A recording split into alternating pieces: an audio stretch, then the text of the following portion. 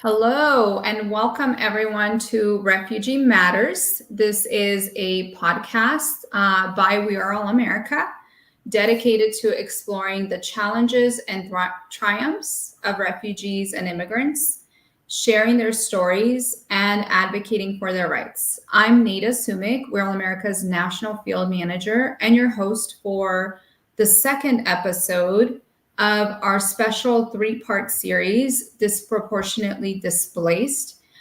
This series seeks to understand why Black people are so disproportionately displaced by war, violence, climate, and persecution.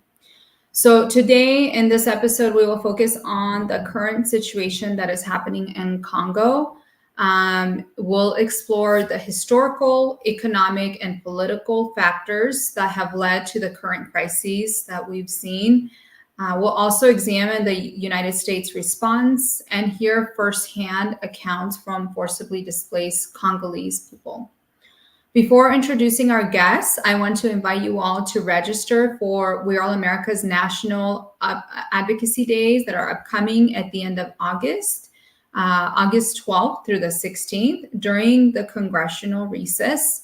It's an opportunity for you to meet with your members of Congress and their staff in person, share your story, and advocate for forcibly displaced people. So please, you can register on our website, and we'd love to see you part of that advocacy event with us. Now, I'd like to introduce our guests. Niels Kunani is ACT's Federal Policy Manager with over 8 years of experience in immigration services and community leadership.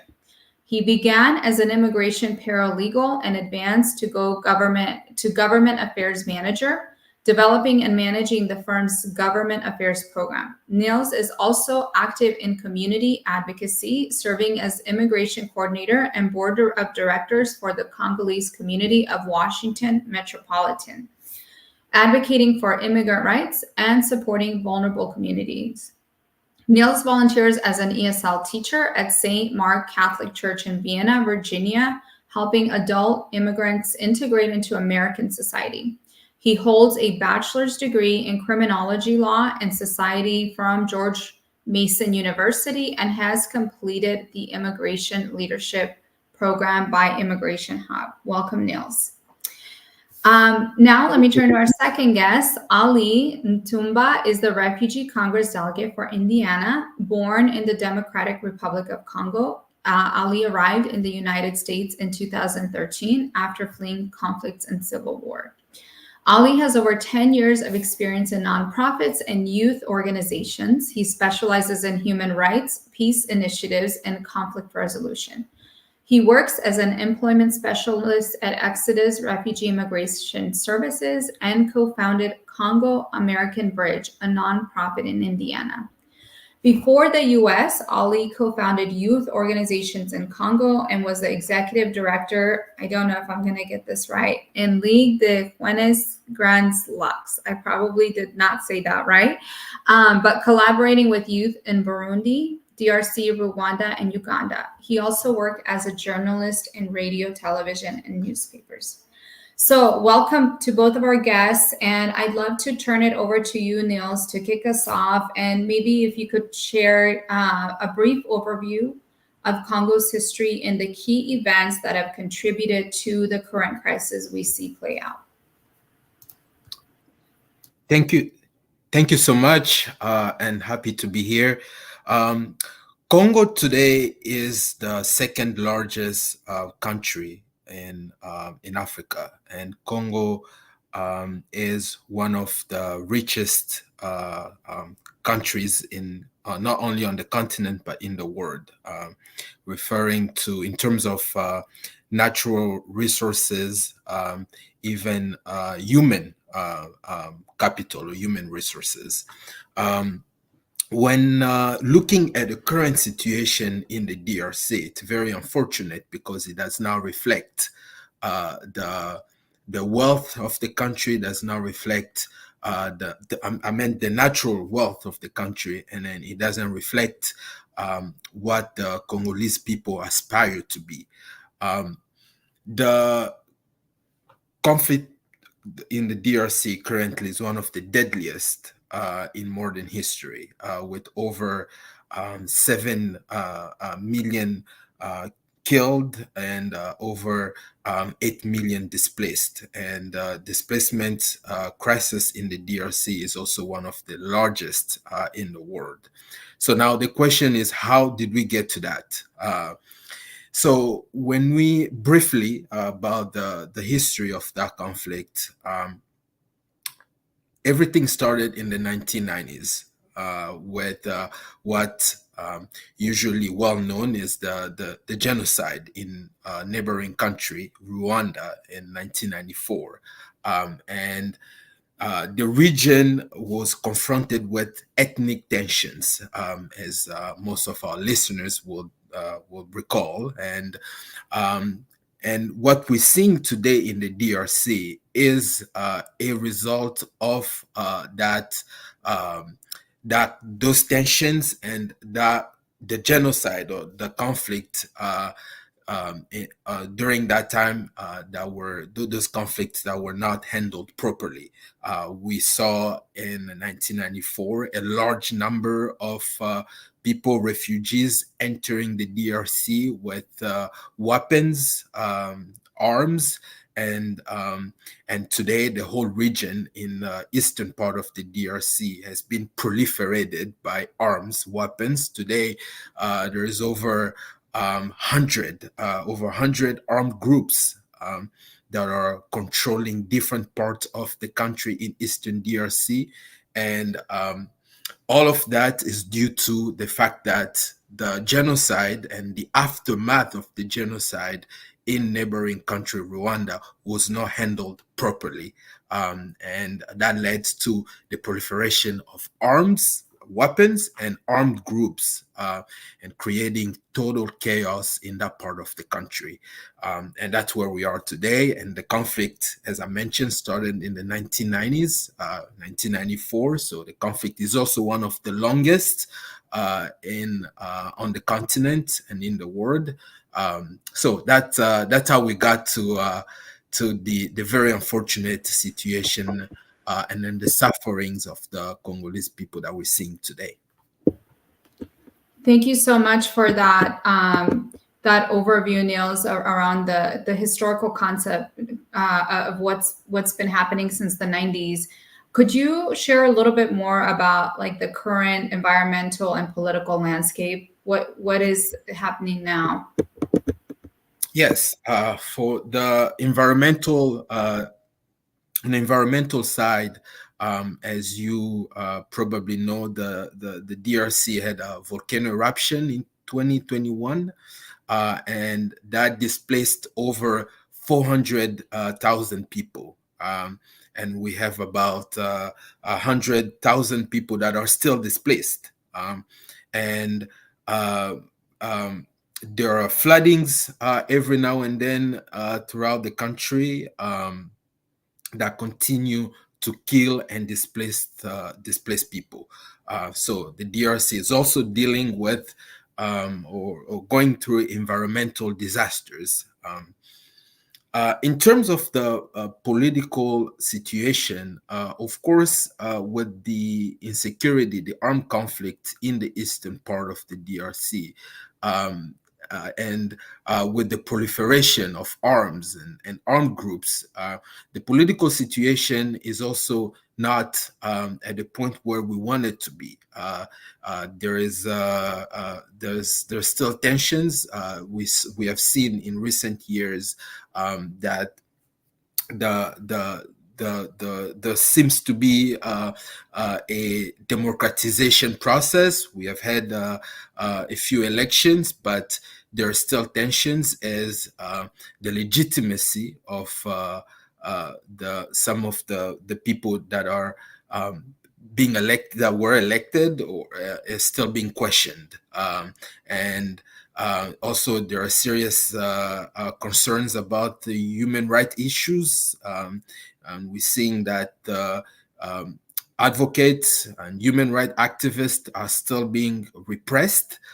So that's another point of concern for most people when looking at the political situation in the DRC. But overall, the DRC is still contending with political instability and environmental disasters. Thank you so much, Niels, for that overview of what the historical context and what's happening now. Ali, I'd like to turn over to you. Why do you think Black people, including Congolese, face such disproportionate displacement compared to other groups that we see? And how do you see the international responses to the crises in predominantly Black countries compared to those in other regions? First of all, thanks, Nell, for this presentation. And I think everything is again back from what Nelly said right now. This conflict also should back date since colonial period. When you go back to Congo history, you'll see that there was a movement called the Mission of Immigration of the Banyarwanda in Congo. And it is, I already said, it is the problem is where the problem started, because that mission brought people from Rwanda to Congo during the colonial period to work in Katanga, where we do have a big company called Chikamin. And today, everything you look in Congo is based on what people say minority, tribe, and this starts since the colonial period. Actually, if you look, people who are leading those army groups in Congo since 1994, as I said, those one belongs to those people who spoke Kinyarwanda.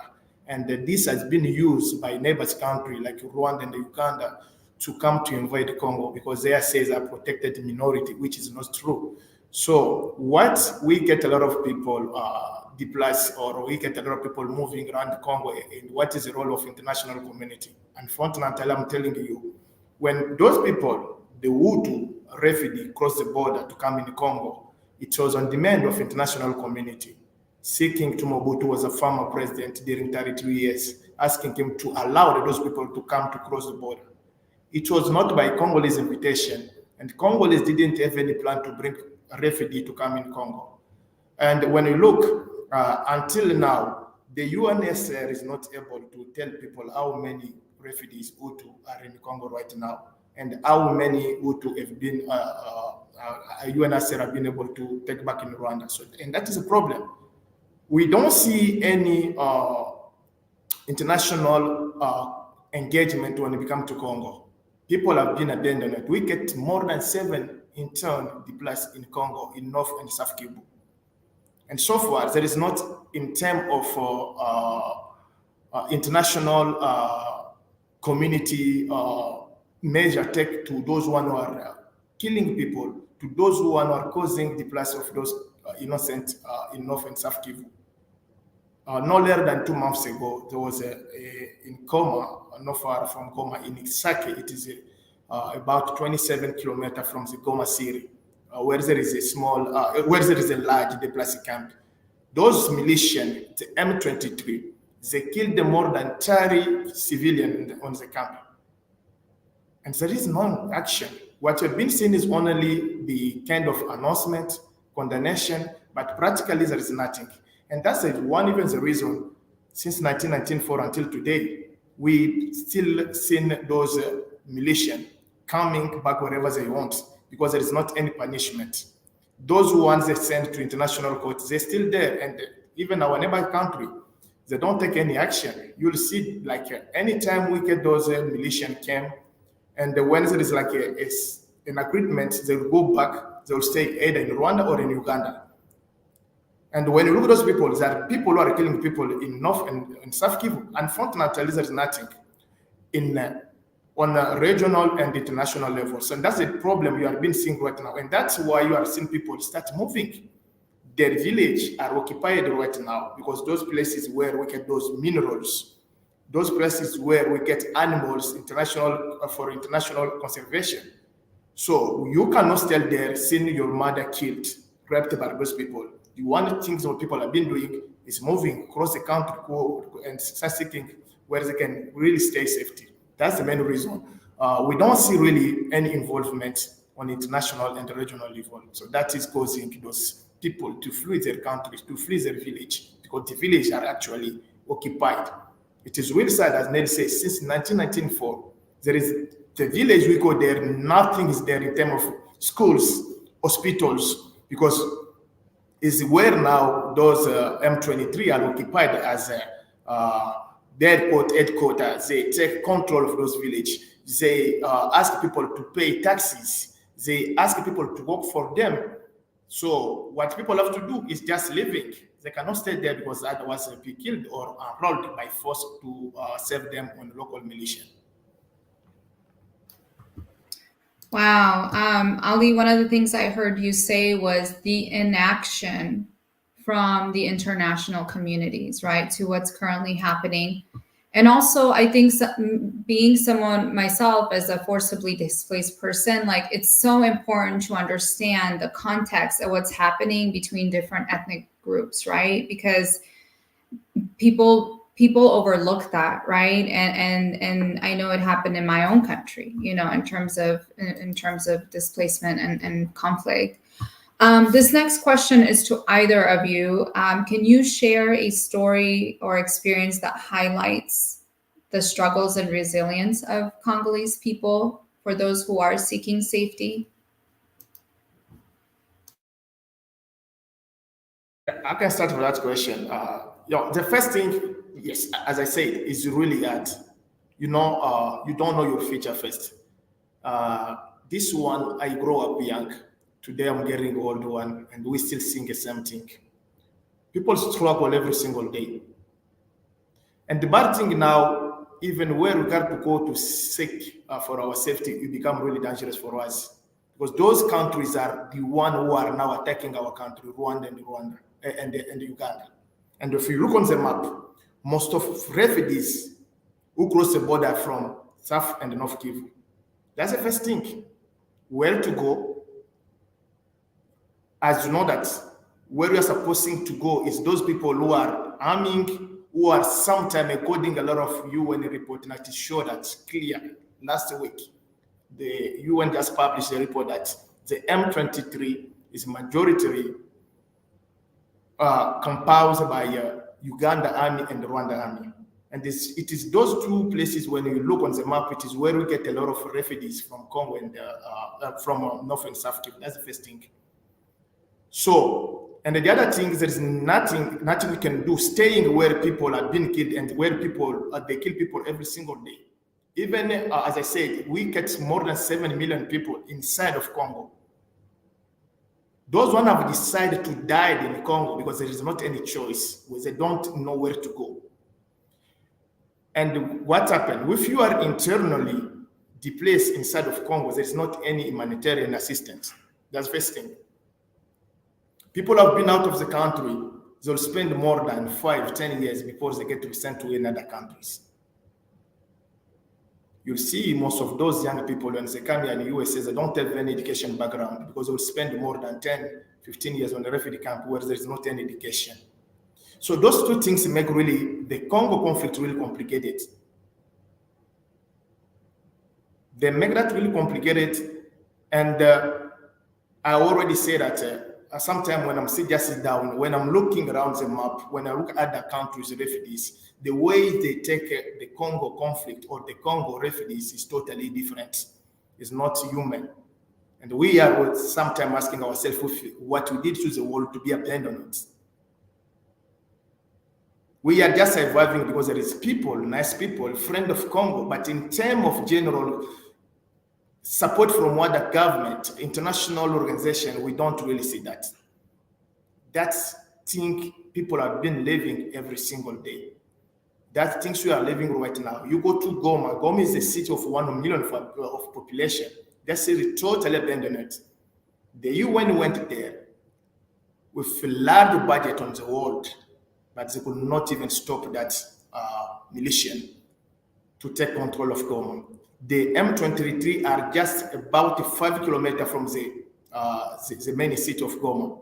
And we get there, all the international UN peacekeepers there in Syria, with billion of dollars spending be under them by the international community, but in the ground, nothing is done.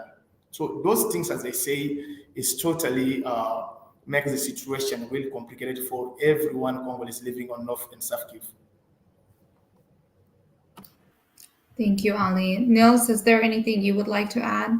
Yes, very quickly. And adding to what Ali said, the sufferings of the Congolese people, it's getting, the sufferings are getting worse every day. But in terms of the resilience of the people, is remarkable. Because when you go to, as Ali said, you have people that have lost everything. People have lost the loved ones, their homes, and they go to the refugee camp, and they still get attacked. Just a few weeks ago, there was actually an artillery attack on a refugee camp. But the resilience is you see the resilience by the way people are responding to those attacks. People manage to be hopeful. People will still have a smile on their face, and it's remarkable. I was in Congo in last December, and I got to visit some of the refugee camps and people suffering. But you see people managing to have hope, to have a smile on their face, and to me that's remarkable. And you see that everywhere. Even here in the diaspora community, we have family members there. We have family members there, but we are continuing to fight for them. The Congolese people are not giving up. It's been, as I said, this is the longest and deadliest armed conflict, but we're still fighting. And today there are actually groups, young people that are ready to fight for their countries. When you go to the eastern part of the DRC, every day young people are joining the army because they want to fight. They want to put an end to this cycle of violence. So all of that speaks to the resilience, the courage of the Congolese people, and that is truly remarkable. Wow, that is truly remarkable. I think it really helps also you both sharing on that, like provide to our viewers context of like what's happening, because for maybe people who have not experienced displacement, it's so far from home, right? And in providing exactly what's happening in your motherland, right? Like most of us who have experienced displacement, we don't want to leave our homes, right? That's our home, that's our motherland. And you both also speaking around resilience, right? Like I think that refugees are some of the most resilient individuals from all of the conflict and displacement that we go through. So thank you for sharing that. I'm curious in terms of the U.S. policy and foreign policy, are there any specific actions or policy that the U.S. should take to better support Congolese refugees and displaced individuals? And this is to either of you, the question. Yes. Yeah, I can go ahead. I think the USA actually is the many country in the world who can change the actually conflict in Congo for one reason. If you take a look back, who is supporting Rwanda and Uganda? And the answer is easy one is USA. Those two countries have really good partnership with USA, not only USA, I'm talking in terms of military training.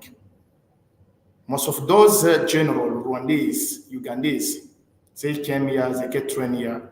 And when you look also the budget that the USA is given to Rwanda and Burundi and Uganda is huge. I've been advocating since I came here. Anytime I'm talking to people, telling people, hey guys, you know what? This is USA taxes that has been sent to Rwanda. And what Rwanda is doing is using USA money to kill people in Congo. We should stop that. So USA should now be clear, taking a position that will allow this conflict to stop. As long we don't see that, I've been here for 10 years, everything is only condemnation, but there is not any action taken to the Rwanda government. The UN report is there, it's not my report. I'm talking about what was published by UN experts about Rwanda being in the Congo, not Rwanda supporting M23, because the M23 is only the shadow, the umbrella of Rwanda army in Congo and Uganda. Why those people cannot be sanctioned and punished, that we are asking to US government, and also to stop, as we are condemning every single day Russia and Ukraine, we should do that the same to Rwanda. Because Kagame is a small Putin in Africa. No one can touch him because he's really protected. That we are asking. With this one stop, because no one will tell me that Rwanda has the power and the money, equipment that they are taking in Congo. Last year, what was really ridiculous, the UN secretary said that the munition that the M23, those militia are using, are more sophisticated than the UN army. So when those you ask where those people are getting those minerals, guys are getting those weapons, because there is countries who are providing to them. So we are asking them to stop any kind of collaboration with those countries that are causing a million of people dying every single day. That's something we are asking. Also, we are asking also USA people to really open their eyes in what is happening in Congo. Yes, USA people have been doing, as I say, what you are carrying now in Congo is just because of friends. We are asking again more people to support, especially those refugees around the world, and to USA Congress and Senate to really pass bills that will allow change in Congo. We never seen that in terms of bills. There is nothing so far done by the USA government or Congress. That's thing we'll ask them to do. Thanks. Thank you, Ali. Niels, Yes. anything on your end? Very quickly.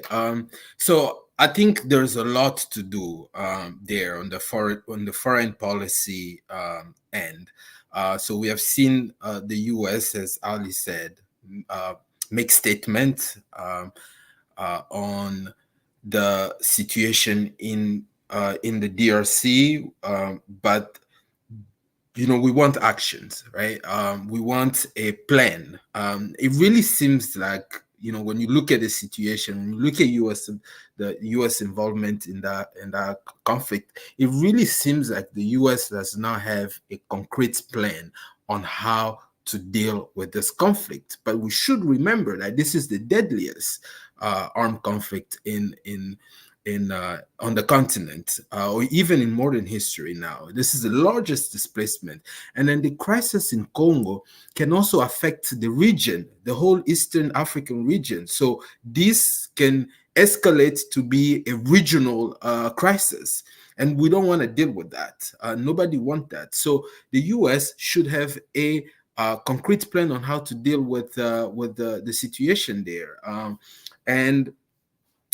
So Ali mentioned there are tools that the U.S. government can use. We have sanctions and any measures that the U.S. government can impose to make sure that the situation is getting to a point where it can be resolved.